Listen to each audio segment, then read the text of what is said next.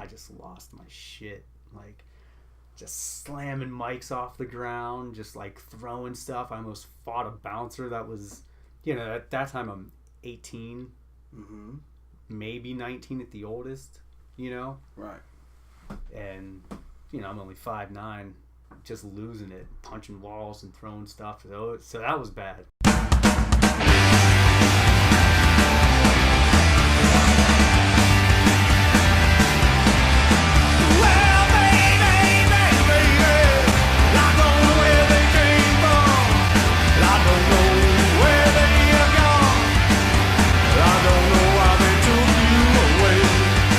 Hello, welcome to 3 Gigs, the podcast that tells the stories of 3 shows that have had a profound effect on a performer's life and career.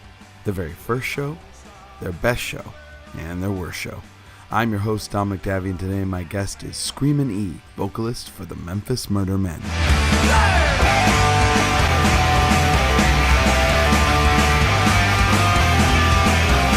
This episode of 3 Gigs is brought to you by FreshCleanTees.com. It works like a shave club, but they send you t-shirts, super awesome t-shirts. And they have a special offer for all the listeners of 3 Gigs. Save 20% off your first order by going to freshcleantees.com and entering the coupon code GIG at checkout. That's freshcleantees.com with offer code GIG.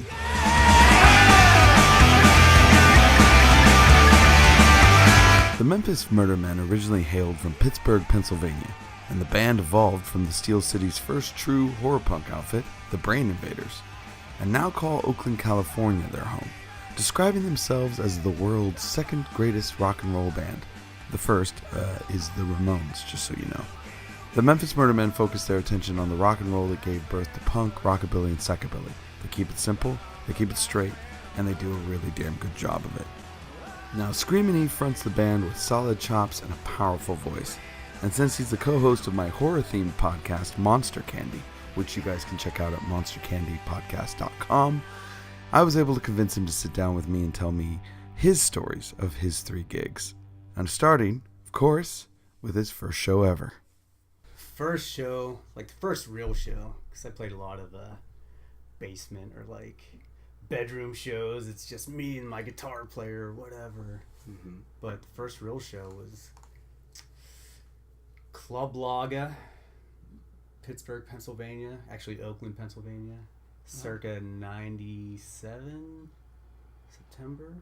It's the first show. We got a band, with my original band, the Brain Invaders. Straight misfits. It was all, we had fucking double locks and skull gloves and all that cheesy shit. You were just going for it, though. Oh, we went for it. I mean, like 4 Misfit covers and, every other song was about a fucking horror movie. Right. So, but that was, it was me, my buddy that I rode BMX with, my other buddy that he went to school with, who but also went to my high school, but transferred to my buddies. We were all into like, punk rock and stuff, and my other buddy from my high school played guitar. But he was also in another band called The Guineas, formerly Mr. Yuck. They were another like sci-fi horror punk, just weird band. They'd wear fucking like banana suits and just, that was their thing. They always wore costumes. Okay. So, but yeah, that was the first one. So we got it all, this big high school thing. Got my guitar player's other band, and then I forget who the opening band was, but was there a big scene out there for that, or not really, because it was like when we started doing the thing, it was right around the time like the Misfits did the reunion, because I think the first time they got back together was like 95-ish, 96. So like we were all, being from Pittsburgh, you're into horror movies, so you like zombies and shit, so this is required. It's just, you're just into that type of stuff. I mean, I like horror movies a lot, so it's yeah. like I didn't know there was a place that could actually be required. That's pretty cool. Yeah, I mean, that's just, you grow up with fucking Night of the Living Dead and shit like that, so you're 9 times out of 10 your friends are going to be into that stuff. Oh, that's cool. So we got together and we're like, dude, let's fucking be in, we should play in a band. And then for whatever reason, I started listening to the Misfits my bass player, the BMX kid, his sister ended up dating and marrying a kid that lived up the street from me that I used to hang out with all the time. But by that time, we were early teens, 14, 15, so I didn't really hang out with him too much after that. And but he first played the Misfits for me, like, I was this little headbanger kid. I always liked the Ramones and shit and like old rock and roll, but this was the 80s, so mid to late 80s, so you're like fucking Iron Maiden, fucking Skid Row, like all that shit. Yeah. And he was really into Danzig, and then went back to Sam Hain and Misfits, and so I heard them when I was younger. I was like, they're cool, but It didn't really take then. No, there were some cool songs. I was like, yeah, that song's awesome, and then some I'm like, oh, it kind of sounds like the Doors. Like, I was like, I'll go listen to Maiden, and but for whatever reason, I was like, hey man, can you this is for all the young kids out there when we still had cassette tapes. I was like, hey, can you tape that for me? So he taped the first collection and gave it to me, and I'm like, listen, fuck yeah, this fucking band's rad. So that started the whole thing. We just got together and was jamming for a little while, and then the Misfits did their reunion, and we were like, dude, we gotta go fucking see them, and we were like, dude, that's it, let's fucking get on this shit, and and really do it. So yeah, Club Laga. It was, it wasn't really like a scene. It was like a early punk scene. It was mid-90s, Yeah. So pop punk was around, and Club Laga was like a pretty big club. Like, I saw the Queers there, I don't know how many times. Like, Teen Idols, Groovy Goalies. Yeah. I saw Danzig there, so like, a lot of that pop punk and that type of stuff was going through there. So we were all into Screeching Weasel and the Queers and shit too. So, but that was the first show, and everyone came out and supported us because we're 17, 18 when you could be that young and play bars, and it was like you have to sit outside and then go in when you play. So that's what they did to us. Yeah, no, we were just they just were just like, there you go. They had like a little bar area that you had to get past the security guard, but it was all in the same. It wasn't like a wall or anything. It was just like a railing around the bar, and it was like, whatever. But and there was a bar down the street called The Next Decade that was like just a straight dive bar, and we were playing that when we were 17, 18. The fucking the owner didn't care. He was like, come on in. So, but yeah, that was the first show. It was funny. I didn't remember this until later. So I'm playing, jump off in the crowd, and everyone, we're moshing and doing all that silly shit. And my chain wallet comes off and like falls on the ground, and some kid picks it up. He's like, and gives it to me. I'm like, oh man, thanks, cool. And, pop up back on stage and finish singing. And then probably about, fast forward 2.5 years later, where my new drummer at the time, we used to play with his other band too all the time back then. It was called Rock and Roll Bob. Picture a cross between G-Love and Special Sauce, the New York Dolls, and the Dead Milkmen. All right, that is a very interesting mix of bands. I'll play him for you sometimes. Okay. It was really rock and roll because he was in a bunch of punk bands before then, like blast beat drummer, but he was really into like the Misfits, New York Dolls, Johnny Thunders, Bowie, like a lot of glam and shit. So a little bit more of an original spin than what he was. Yeah, but his singer was liked all that stuff too, but he really liked a lot of rap. So it was definitely like a swag too, but they were super raw, like not a lot of distortion, and just. I'll listen. I'll listen. I'll let you listen. Yeah, I gotta hear. But anyway, he ends up joining the band, and he's working at Spencer's at the time, and then. I haven't thought about that in a long time. I'm sorry. So I had a flashback to Spencer's. I haven't thought about that. Do those still exist? I think think so, or at least there was probably at least 4 years ago. I haven't been to a mall in a long time. One of the malls down in San Jose I was at. I mean, this is like 4 years ago, and there was one there. So whether that's still going on now, I don't know. Crazy. But so he's working, and these little kids come in, like these little punk rocker kids. I think one had like a Misfits shirt on or something. He's like, "Oh, hey, you like the Misfits, huh?" He whips out a flyer for a show we had, probably at Club Laga at the time. Mm-hmm. The kid takes it, and he's like, "Oh man, Brain Invaders." He's like, yeah, you know. He's like, "Yeah, I'm not going to this." I went and saw them one time. The singer dropped his wallet. I picked it up, and he punched me in the stomach.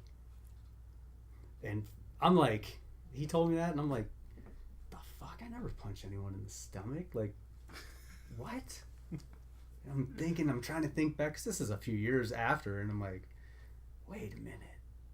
I remember, like, the first show we played, my wallet got ripped off, and kid picked it up and gave it to me, but I was just like, "Oh, thanks, man," and then left. So I don't know if that kid was just making shit up, or that I continued to mosh and was like, maybe punched him in the stomach. Yeah, on my way out the door.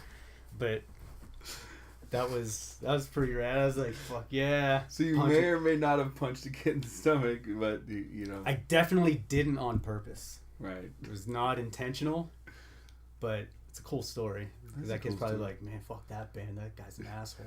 Like, "Thanks, man." Pow. Yeah. Like, I don't know. That seemed a little weird.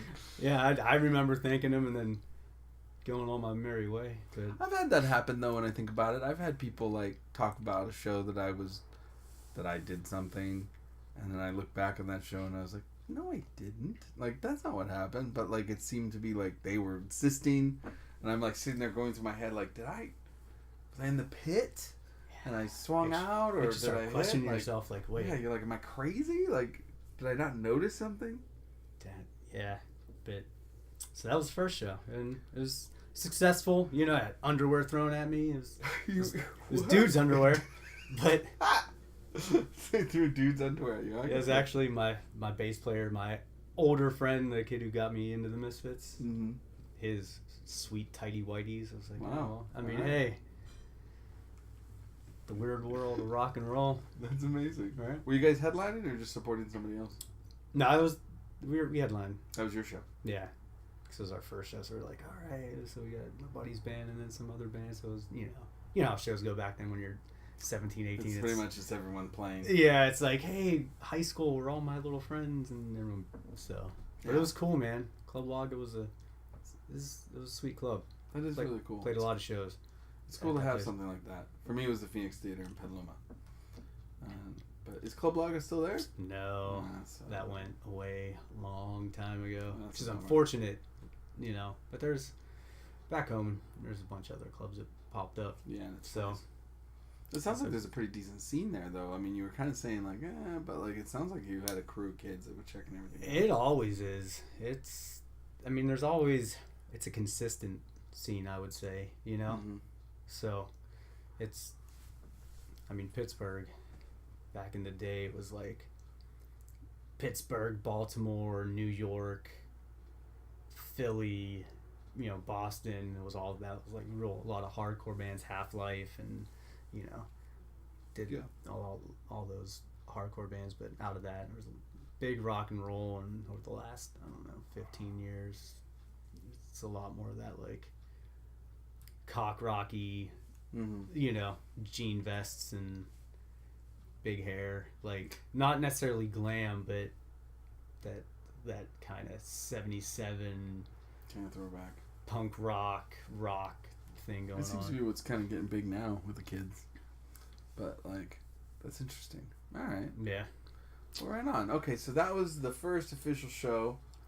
You may or may not have lashed out at an innocent kid. But you obviously wanted to keep playing. Yeah. So what would be a good example of a show where everything was like amazing, like really was, like you were like, this is one of the best shows I've played? Oh man. The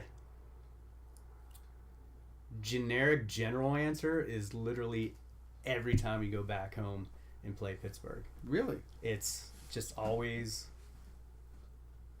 a like balls out show. Okay. Everyone that saw us play, you know, saw from the beginning still come out, and you get new faces.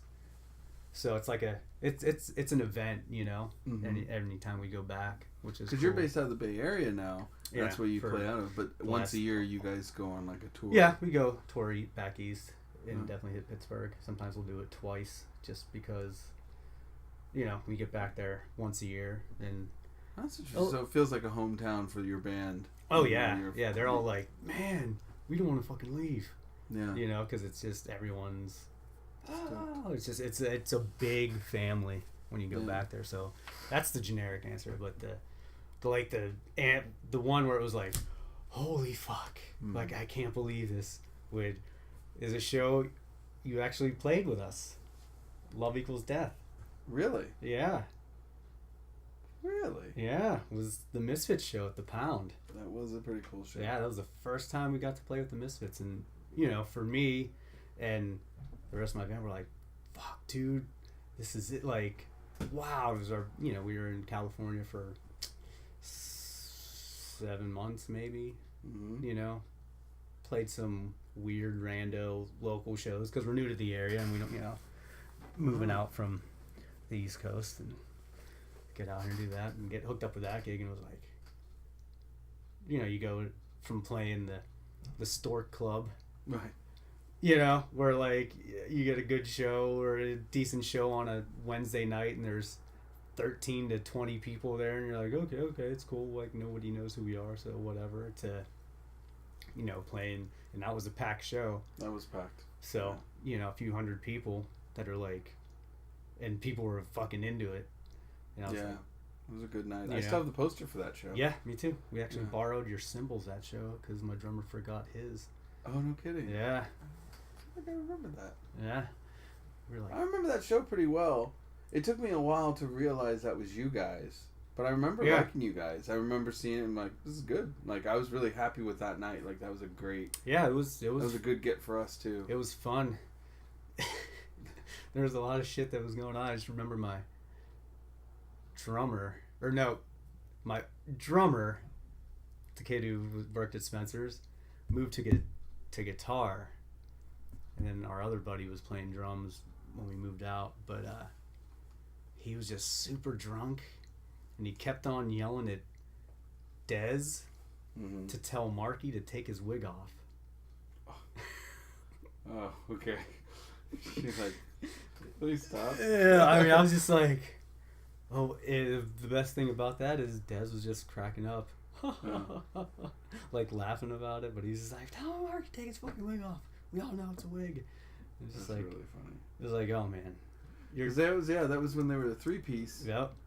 Jerry, Dez, and Marky Ramone. Yeah. And that's just, we're just like, oh man, this is happening. You're telling a fucking Ramone to take his wig off. All right. We're definitely gonna get more dates out of this. Yeah, you know. But it was cool, man. People, you know, for not knowing who we were at all. I mean, it was pretty rad, you know. So that was probably my favorite as far as being just like in complete awe of, holy shit, we get to play with this fucking band that we've, you know, idolized growing up or whatever, or what was left of that band anyway. I might be wrong. I might be totally wrong.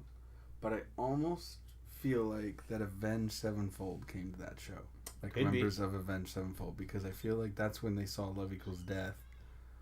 And I had told them that Love Equals Death was a hardcore band when I had talked to them originally, because originally it was. Right. It started out as a hardcore band, but then it like softened into their darky punk pop like state that it was in as it morphed. So by the time they saw it, and I remember them coming up to me at the Pound, I'm pretty sure that was a show, because I don't think they were playing the Pound at that point. And they were like, it's not really hardcore. And I was like, no, it's not anymore. It's not anymore. But I think they came out to that show and watched it because of the Misfits. And they were there all night. A couple of those dudes. Which is one of the things I'm remembering from that night. Like I said, I remember that night pretty well. And like I said, I my first impression of you guys, and I really liked it. I really liked the show back then. I miss the Pound. Pound was a good club. That was a good club. It was one of those. It was a San Francisco club that was kind of out in the. Like, as out, much out in the sticks as you can be with still being in a metropolitan city, but it was like hard to get to, kind of way the hell out of the way, down by the down the southern side of San Francisco, kind of by the water, or it was on the water. Yeah, it was on the water. The cut. Yeah, and you had to like get there, and occasionally like random times when I'm driving for some other reason, I'll drive out. I'll be out there and I'll look at it like, this is where the Pound was. Yeah. Yeah, I remember there was, I mean, it was a clusterfuck getting there. Yeah, it was really weird. My girlfriend at the time had to, like, take a cab, and I'm new to San Francisco, or, like, the Bay Area, too, and I'm like, I don't know, all I know is, like, somewhere in South San Francisco, or whatever, and she was, like, in the Mission, and I had to get a cab from there and go, like, all this kind of shit, so it was I was really in the cuts, and the more I think about it more, I was like, yeah, I was really out in the middle of nowhere. Yeah. So it was pretty... That's funny. Desolate out there. God, I can't believe that club's gone. That's weird. It's weird how many clubs, like every club we've talked about so far is dead, except for the Phoenix Mike with my Petaluma club's still there. But yeah, that was a good show, man. You guys killed it. I remember that. Everybody killed it that night. Yeah, that's one of the reasons I kept that poster. Yeah, it was cool. I just remember the rafters they had, like the beams, and me just climbing out over the crowd and just like hanging and doing the thing, Yeah, you went for it. And the Misfits, I remember, were like, that was a particularly, like, that was post the return, so what's his name had left, Michael Graves. Yeah, oh yeah. And so it was like that 3-piece, but it was cool that they had those guys, but they did a good job. It was loud. That's right, they were really loud. Super loud. That's crazy. Yeah. Well, that was a great show. Yeah, I could see why that would be one that you'd love, and that's a legit show. Yeah, there was it. Fuck, man. There's always we've played with them a handful of times. It always seems, maybe it's us, I don't know, but there's always some shit that goes down. Oh, really? We played with them at DNA some years ago. And, like, our one buddy almost beat up their merch guy because he wanted more room or whatever. And he was trying, he's just, he's older now, but he's a little older back then, too. It's just giant skinhead dude. Just loved to drink, right. And he was like, don't tell them to move their shit. And just was like getting ready. We had to stop him. My other buddy knew their merch coming and was like, well, man, take it easy, and it was just like, oh my god, we're gonna fucking go from heckling a Ramon, which believe me, I would never do. Right. I mean, maybe Marky, but not, I love the Ramones, as you know. So, yeah. But yeah, you got one drunk guy heckling Marky, or Dez to heckle Marky, and then now we got another guy that's gonna beat up the merch guy. I'm just like, oh man, this is. See, now if those things hadn't happened, maybe you would be getting the shows in LA right now, maybe opening for the Misfits. Yeah, who knows? That seems to be like the show to get is now they're playing. Yeah, it's the lineups they have. The Vegas one makes a little more sense to me than the. Which one's the Vegas one? Fear's on it. Oh, yeah. Are they on Fear and Discharge? One? No. Alkaline Trio. No, Alkaline Trio's on it. And Discharge, and then the Misfits. Which Discharge I can kind of makes a little more sense to me. Alkaline Trio, I'm like, it seems like a weird band to have. Well, they have that dark edge to them, and they've covered their songs. Matt. Yeah. I would say that Matt is as big of a. If you can believe it, Matt is probably as big of a Misfits fan as you are. He has his own way to interpret it. Right. Like, he is a huge... I guarantee he's sitting on cloud 9 right now. Oh, yeah. Like, who blew the Misfits? Yeah. Who wouldn't be? Yeah, he's really... I knew as soon as I saw that, I was like, oh, dude, Matt's stoked. It's like... And I know that guy. He's a good dude. Yeah, I mean, it's great for them. Yeah. I would just think... But, yeah, it was... I'm like, wow, that's an interesting mix. Yeah, tickets are selling out like crazy with having those three together. It's crazy. I mean, L.A. I knew that was gonna be. Yeah, it was like you got all the little psychobillies, all the little cholo-billies and the Bettys and all that. That whole thing, like. Are you gonna go to any of the shows? Are you gonna go down to Vegas or anything? You gonna try? No, I saw Danzig do those songs with Doyle. Yeah, a while 2 back. years in a row when they were here at the Warfield, and that was like, because I've seen the Misfits a bunch of times through all their, from starting out real good in the reunion to like, yeah, and then all I really wanted to do was hear Danzig sing more than one song, because I've seen Danzig before. Mm-hmm. I mean, 15 plus years ago, and he would always do like, Die Die My Darling or Death Comes Ripping or one of those songs. I'm like, oh man, if he would just do a song everyone else like more people wanted to hear, right? But he finally did with the Doyle tours he did, and they were saw some of them online. Really saw some of them online beforehand. I'm like, that's all right. And granted, it's live. It's cell phone stuff and on YouTube. So I'm like, right. You take it with a grain of salt. You're like, all right, and then. But when he did it there, I was like, fuck yeah. It was he nailed it. But now I'm like, I saw what I needed to see. Yeah, you don't need to spend the time for money to see $50. Yeah. Out the door, I'm not gonna. I thought it was really funny that Fat Mike said, he was like at the Riot Fest, he was like, yeah, I saw them back in the old days when it was pretty much this lineup, and he was like, it's pretty much the same, except I was a lot closer to the stage the first time, and this time I was a lot further away. So yeah, it was like, that's. I mean, I'm not a big and I mean the place that they sold out. That's a shit ton of people. Yeah, no, they're definitely a legacy band now. So, for me, I mean, even Warfield, like that's it's a typically big venue, whatever. So I mean and you can get pretty close to the stage there, but I'm not interested in paying a shit ton of money and being in a literal sea of people. Like there's just people, it's just waves of people going back and forth, and it's funny. I think a lot of people forget that musicians are the biggest music nerds of all, or the biggest fans of all, except we play so many shows, you get burnt out. Like, you still love them. Like, I love it once I'm there. Yeah. Like, I had an invitation to a show tonight that I was like, oh, that could be fun, but I don't know. I don't know if I can make it out tonight. Like, I've just been to I can't even count how many shows that I've been to, whether I played or not. And, but I mean, we love them. We love shows. Like, every musician I know, people forget are the biggest music fans of all.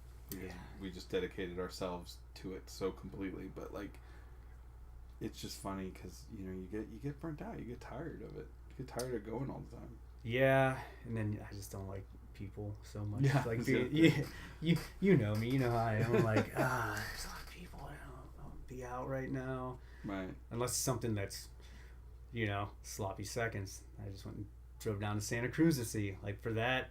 Yeah, but you went for it. Yeah, it's got to be really worth it to get me out. Mm-hmm. Like, especially on like a weeknight. Yeah, I'm like, rather be anywhere but standing next to all these people. So speaking of wanting to be anywhere else other than where you are, what would be one of the worst shows you've ever had to play? I know this is a tough question. You were kind of fretting about this question before we started. So there's two ways I could. I mean, there's been some. Usually, we turn everything into like, whatever. Like if it's on you, I mean, everyone's been there. You're on the road.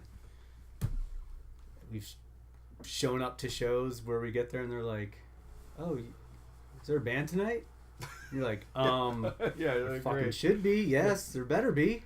Oh, well, that you get that freak out where you're like, oh, great. Yeah, so there's that, but you're like, okay, let's just, all right, no show, let's party or whatever, But, man, this is the toughest question. I could go two ways. I could be a total Debbie Downer, You could tell both stories. I mean, they're your stories to tell. All right, I'm gonna do two. Right. One is definitely has good comedic stuff in it, so I'll tell that one last. Yeah, save that bring one for bring last. the mood back up. All right. Probably the worst show that bummed me out the most was it Club Laga. As a matter of fact, okay. Club Laga was a big part of my youth as a band. You know, my but it was for one of my buddy's brothers who caught this like rare at the time. Like I haven't looked into it since then, but this rare like blood disease. It's called like VRAT or VRAT. Okay. It has something to do with like your white, like your platelets, and it just fucks you up. So his brother ended up going to a coma and coming out. And the funny thing is, Misfits played a show there once, and they're also huge like Misfit fans. We got Jerry to actually call his hospital room and talk to him. It's like when he came out of his coma. Oh wow. Yeah, so he was just like, cool. oh, so I mean, yeah, that was really awesome. But eventually, he couldn't recover from it, and he passed away. So we did did a benefit at our high school, and then we played at Club Laga, and his girlfriend and his brother were like, hey, we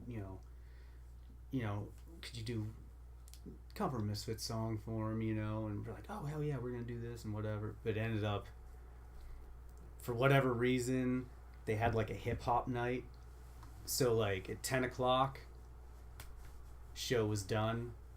So they cut the mics like as we're playing. Oh. And like never even got, like, it was like midway through, like I think it was Last Caress we were starting to do, and just cut the mic off. And that was just like, because this just, it was still new. Like he hasn't been dead for more than a month, so it was a few weeks. Like, it was new, and like I just lost my shit, like just slamming mics off the ground, just like throwing stuff. I almost fought a bouncer that was, at that time I'm 18, maybe 19 at the oldest, Right. And I'm only 5'9". It was important to you. Yeah, this was a song but you were really this like... bouncer's 6'2" and 240 pounds, and I'm just like losing it, punching walls and throwing stuff. So that was bad. That was like the most bummed out, because I was like, man, I want to do that for his, for my friend, his girlfriend, like for him, like. And it's just rude to cut off a band, like, especially if you had an agreed set time and you're just like trying to finish it out, like. Yeah, So I mean, it was over. literally part of it's not going to be. It's going to be not your fault it ran over. You know what I mean? Like changeovers and stuff. It's like, Yeah. It's not like you. I know you. It's not like you were like, oh, I'm gonna keep playing all night long. It's like you guys. You like to hit them like hard, to fast. get in and get out. Yeah. So it's like that's what I'm saying. I know if you got cut off, even probably back then, like it was. It's pretty hard. At least let the band finish the song, then cut it. Yeah. I mean, they were like, I think that was probably the last time maybe we played there, because I think I flattened the mic when I threw it. It was their mics, so. But that was just like, dude, how could you do, like, that really bummed me out. So that was probably the worst feeling show. Yeah. Because shows that are embarrassing, it's like, whatever, I don't care. You know what I mean? It's like, oh, it sucks, but fuck it, I don't care. Right. But the worst show where it was just like that I'm pissed, as far as like, this is how you run your fucking club, was, I'm sure you're familiar with this club, the Mutiny up in Antioch. Oh yeah, no, I'm familiar with the Mutiny. Right. Okay. So, I've never played there, but I went to shows there. Yes, played there probably 3 times. 2 of the times were all right. It's kind of a weird setup. Yes, it is. Or was. It's yeah. not around. It's something else now. So this last time was like icing on the cake. Get there. Are you aware of like how they did like matinee shows which were like all ages, and then at like 8 o'clock or whatever time that matinee show. It goes back to being a bar. Yeah. Yeah. So we get there in our van, which you've seen our van. Mm-hmm. Pulling in, and there's already like little kids like, ugh, gross. About our van, which totally an accurate description of said van. Yes, but it was just like, all right, this is hilarious. So that's how the night starts off. We get there, and if we have our, the flyer or whatever, and we're playing with a buddy's band too, so that was cool. We're like, okay, so this band's okay. What band's on now? No one knows. They're like, I think it's that band. We're like, okay. So, okay, there's 2 bands and then us. All right, cool. So we're planning everything out accordingly, for setup and all that shit. The band gets done playing. Some other band gets on. Like, according to the flyer, we're like, all right. Mind you, we had to be in LA the next day in Anaheim. So, the second band gets done. Our buddy's band goes on. Like, all right, so we start setting our stuff up because, we're headlining. So, all right, getting ready. They get done, start loading their stuff. Some other band just comes and starts putting their stuff on. And we're like, who the fuck are you guys? Oh, we're this band. Wait, what? Didn't you guys already play? No, we just got here. So wait, who was that first band that played? Oh, and there's like these like old, like, I don't know, they're like an old rocker band, but like jeans and like high tops and like a cover rocker band, right? Old guys, long hair. That were the band we got when we got there that they were playing, and we're like, what the fuck is going on? So we're trying to find, and the owner guy was nowhere to be found, and the door guys, they're because they're just some random dudes. They're hired just for the night, yeah. So, like, so we're like, what's going on? And so we're like, all right, well, whatever. We need to find out what's going on first. So go do your thing, Come to find out, the first band was the last band from the matinee show that played into the time slot of the first band. Okay. That was supposed to be for our show. So everything's literally pushed back like an hour. Right. Yeah, but set up, take down. Yeah. And so set. And I'm like trying to find that dude. We figured this all out ourselves because that guy was like nowhere to be found. And it was not the first time he was. Yeah, he was there in the beginning and it just kind of disappeared, and we're like, dude. And then they get done, and we finally get on. I mean, this is like 12:45 in Antioch at the Mutiny. So, where they Antioch, California, I should clarify. Yes, for Antioch, California, where how they do it in that, or how they did it there, is they had bands upstairs and then like a dance club downstairs, and that place was known for stabbings, some shootings here and there, so it was like a weird mixed crowd, right? Which we never had a problem with. All the little hip hop dudes, like they would always be kind of stoked on us because we'd play some like rhythm and blues, like punk cover, like they're just how we are. It's real rock and rolly, so they're like, or we do like a Little Richard song or something, they'd be like, I see all these white dudes up there just like laying down some rock and roll. Yeah. So I finally we're playing, and I'm watching the door. No one's getting charged. Like they're just letting people come in, like no cover, like while we're playing. So I'm like, we're not gonna get home till 3:34 in the morning. Have to head down to LA the next morning by 10. Right. You know what I mean? So it's like at the latest. Yeah. At the latest.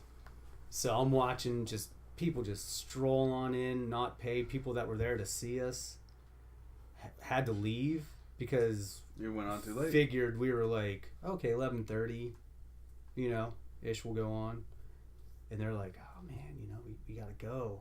So they would, so I'm just like, every song was, this next song's called "We Better Get Fucking Paid." Every single song, and everyone. Part of it's humor, and part of it's like, I'm pissed because you just totally fucked our night up. Yeah, no. No one's paying. You're not around. Door guys don't care. And we have, this is shit we have to do. And then that whole thing just turned into a big, like, clusterfuck at the end because I finally found the guy. And I'm like, what the fuck? Oh, well, what do you mean? I'm like, we go through the whole thing. That band ran late. There was no one here to even manage anything. Like, it was just kind of like, hey, go do your thing and I'll collect some money. Mm-hmm. But we ended up getting paid double though that night. So. Oh, you did? Yeah. Well, that's good. So that was the the silver lining. At least you made good in that way. Oh yeah, but the next day was just like, that whole night everyone was just pissed. Just because it was probably one of the most disorganized shows I've ever been a part of. And we weren't even going to take it because we were like, oh, well, we're going down to LA the next day, so. Good warm up. Yeah, and we're like, oh, why not? Whatever. Our buddies' band's playing. And I think they're the ones that actually asked, like, hey, man, you guys want to play? And we're like, yeah, I mean, okay, we'll do it. So it was like not a thing we necessarily wanted to do, but just did. But yeah, that was probably the worst, where I was just like, I'm livid. Yeah, no. Not hurt or bummed, like I'm livid because this is so disorganized, and it's frustrating because it's just like you do this so often. There's a certain way it works. Yeah, a certain way it doesn't. Yeah. And yeah, I've definitely walked into a couple shows where I'm just like, dude, this is a mess. This is a nightmare. Nobody knows what's going on. Oh my god, it's gonna suck. Yeah, I mean that was some years ago. That's so funny. I hadn't thought about the mutiny in a while either. Yeah, I mean this was probably 7 years ago. Yeah. I mean it was a long time ago. So I'm glad. And that was it. That was it for you guys. Yeah, like, we were done. The owner. I mean, we had it out. Like, it got onto social media, and he put out this thing, and I'm just like, and it got ugly. It became a thing. Yeah, it became a thing. Oh damn. Yeah, but that's really crazy. How was the Anaheim show? Was that good? Yeah, no, it was good. I think we might have played with like Agent Orange or something like that. Oh right. So it was like So it worked. I think it was at the Juke joint actually. So there's a good chance it was either Agent Orange or like the Chop Tops because we used to play with them a lot around here, but down Southern California too. So, but that one was good. That was always good down there. And then, like I said, luckily there's places like Bottom of the Hill. Mm-hmm. In San Francisco. Yeah, that's a good call. That is just like on it. I mean, the Mutiny wasn't a professional club; it was a fucking bar. Right. So actual music venues are on it, and when you're playing. No, there's like a bar with a little raised area in the corner. Yeah, I was just like, we shouldn't be doing this, but whatever, it'll be fun. And it was just so not fun at all. Like, yeah, the funnest part about that was me just saying this next song is, it's called "We Better Get Fucking Paid." Well, it worked out. It did. Apparently, it got did. Double. He's like, "Oh, why? What's wrong? Why are you? What's the problem?" I'm like, "Are you fucking kidding me, man?"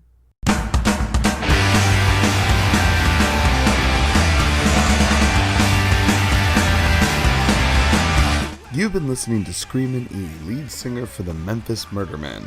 You can find out more about the Memphis Murdermen by checking out their Facebook page at facebook.com/TMMM official page. That's T followed by 3 M's official page at Facebook. If you want to find out more about 3 Gigs, check out our website at 3gigspodcast.com. We have extras from all of our guests, including footage of the Memphis Murdermen, so check it out. You can also find us online at our social media pages on Facebook, Twitter, and Instagram just by searching 3 Gigs Podcast. Give us a follow and let us know what you think of the show and who else you'd like to see on the show in the future. The theme music for this episode was Last Man on Earth from the album Kill Punk Rock by the Memphis Murder Men, out now. I hope you enjoyed the show. My name is Dominic Davey. This has been 3 Gigs, and I'll see you next time.